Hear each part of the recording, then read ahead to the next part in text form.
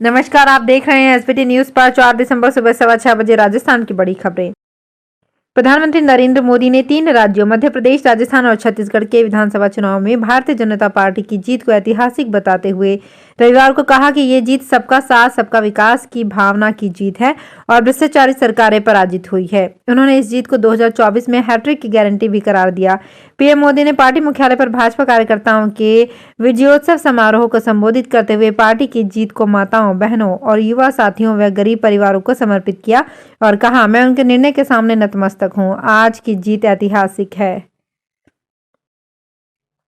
कांग्रेस नेता राहुल गांधी ने तेलंगाना में पार्टी को बहुमत से जीतने के लिए वहां की जनता का आभार व्यक्त किया, लेकिन कहा कि वो मध्य प्रदेश, छत्तीसगढ़ और राजस्थान में मिले जनादेश को विनम्रता पूर्वक स्वीकार करते हैं। कांग्रेस नेता ने कहा कि उनकी लड़ाई विचारधारा की है और ये लड़ाई जारी रहेगी। इससे पहले पार्टी अध्यक्ष मल्लिकार्जुन खड़गे ने तेलंगाना की जनता का आभार जताया है और मध्य प्रदेश, छत्तीसगढ़ व राजस्थान में कांग्रेस वोट देने वाले लोगों को धन्यवाद दिया। राजस्थान में मुख्यमंत्री पद के लिए वसुंधरा राजे, दिया कुमारी, गजेंद्र सिंह शेखावत और बाबा बालकनाथ के नामों पर चर्चा चल रही है। भारतीय जनता पार्टी के सूत्रों ने पुष्टि की है कि वसुंधरा राजे, राजसमंद सांसद दिया कुमारी, केंद्रीय मंत्री और जोधपुर सांसद गजेंद्र सिंह शेखावत राजस्थान में मुख्यमंत्री के पद के लिए प्रमुख दावेदार है। हालांकि उन्होंने कहा कि भाजपा इस तरह सरप्राइज देने की आदत है और कोई और भी शेष पद के लिए मजबूत दावेदार के रूप में उभर सकता है। सूत्रों ने पुष्टि की कि गजेंद्र सिंह शेखावत को दिल्ली बुलाया गया है। राजस्थान के मुख्यमंत्री अशोक गहलोत ने प्रदेश के विधानसभा चुनाव 2023 के परिणामों के बाद रविवार को अपने पद से इस्तीफा दे दिया। गहलोत ने राजभवन पहुंचकर राज्यपाल कलराज मिश्र को अपना त्याग पत्र सौंपा। मिश्र ने इस्तीफा तत्काल प्रभाव से स्वीकार करते हुए गहलोत से राज्य में नई सरकार के गठन होने तक कार्य करते रहने का आग्रह किया। इस चुनाव में भारतीय जनता पार्टी को 100 से अधिक वोटों के साथ स्पष्ट बहुमत मिला है।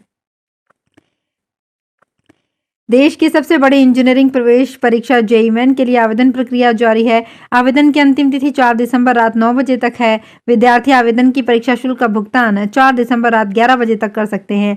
अब तक इस परीक्षा के लिए 13,95,000 से अधिक विद्यार्थी आवेदन कर चुके हैं। Career counselling expert Amit Ahuja ने मीडिया को बताया कि इस वर्ष आए परीक्षा आवेदन जेईई मेन के इतिहास में सर्वाधिक है। इतनी अधिक संख्या में आवेदन जेईई मेन के आयोजन के बाद सर्वाधिक है। राजस्थान में भारतीय जनता पार्टी ने विधानसभा चुनाव 2023 में स्पष्ट बहुमत प्राप्त कर लिया है। रविवार को घोषित 199 चुनाव परिणामों में भाजपा ने 115 सीटें जीतकर सरकार बनाने के लिए स्पष्ट बहुमत पा लिया है। मतगणना में अभी भी भाजपा के 3 प्रत्याशी बढ़त बनाए हुए हैं।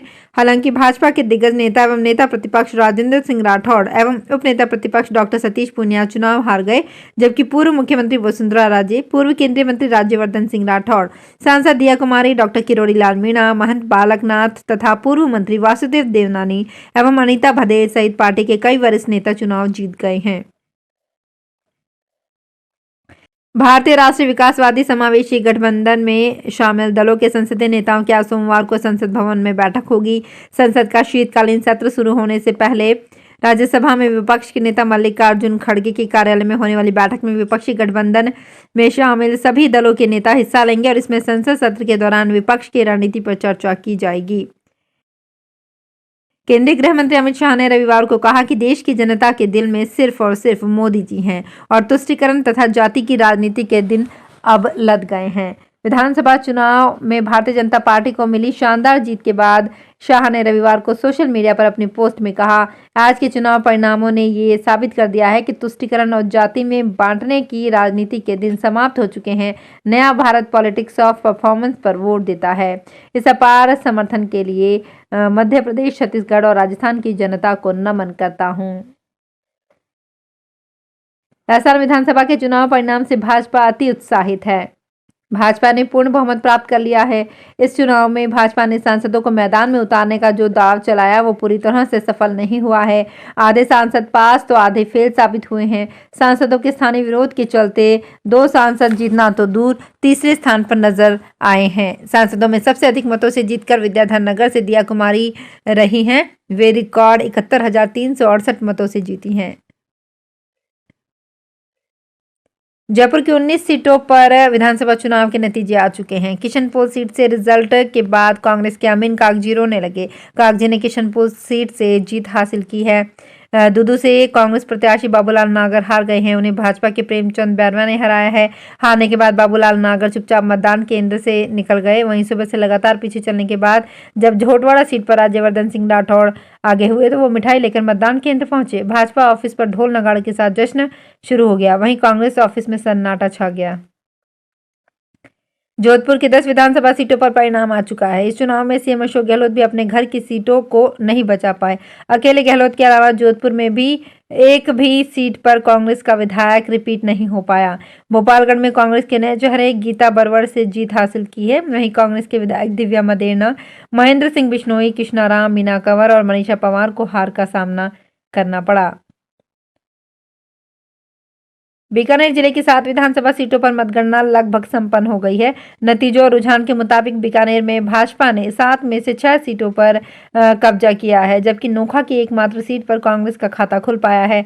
बीकानेर में बीकानेर पूर्व में सिद्धि कुमारी, बीकानेर पश्चिम में जेठानंद व्यास, लुणकरण सर से सुमित गोदारा, कोलाय से अंशुमान सिंह भाटी, डूंगरगढ़ से ताराचंद सारस्वत ने जीत दर्ज की है। वहीं नोखा से कांग्रेस की सुशीला रामेश्वर डूडी को जीत मिली है।